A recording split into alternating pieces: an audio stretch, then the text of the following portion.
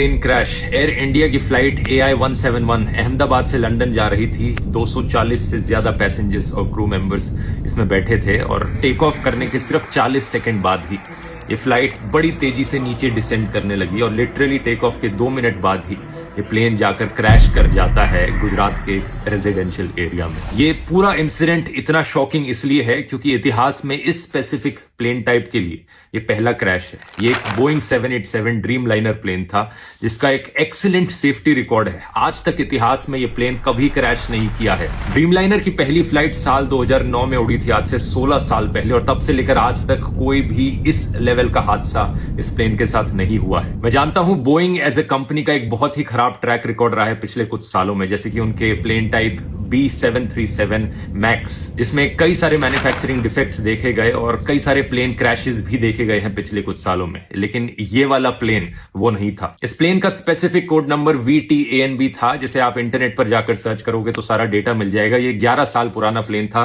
कोई ज्यादा पुराना प्लेन नहीं था। ड्रीम लाइनर्स का लाइफ स्पैन 20 से 30 साल तक का होता है। जो पायलट इस प्लेन को उड़ा रहे थे, कैप्टन सुमित सबरवाल, उनका खुद का भी 8200 फ्लाइट आवर्स का फ्लाइट एक्सपीरियंस था, जो कि बहुत अच्छा होता है, तो पायलट भी इनएक्सपीरियंस नहीं थे। अगला सवाल आपके दिमाग में आएगा कि क्या वेदर खराब था? ऐसा भी नहीं था। 1:30 बजे दोपहर के ये क्रैश हुआ। वेदर कंडीशंस अगर देखी जाए तो लगभग 40 डिग्री सेल्सियस के आसपास का तापमान था। कोई ज्यादा तेज हवाएं नहीं चल रही थी। विजिबिलिटी जो थी बहुत ही अच्छी थी, 6 किलोमीटर से ज्यादा की विजिबिलिटी। तो ऐसे में सवाल उठता है कि यहां प्रॉब्लम कहां पर हुई। इसका असली जवाब हमें जल्द ही पता लगेगा। अभी प्लेन के ब्लैक बॉक्स से इंफॉर्मेशन को रिट्रीव किया जा रहा है, लेकिन मोस्ट लाइकली ये पूरा हादसा एक बहुत ही भयंकर टेक्निकल फेलियर का लग रहा है। क्या यहां पर कोई इंजन फेलियर हुआ है मेंटेनेंस फेलियर की वजह से? इसका असली जवाब तो हमें तभी पता लगेगा जब ब्लैक बॉक्स को रिट्रीव करके सारी इंफॉर्मेशन पब्लिक में रखी जाएगी। लेकिन सवाल यहां पर पूछे जाने चाहिए इन दो कंपनीज से, एयर इंडिया और बोइंग।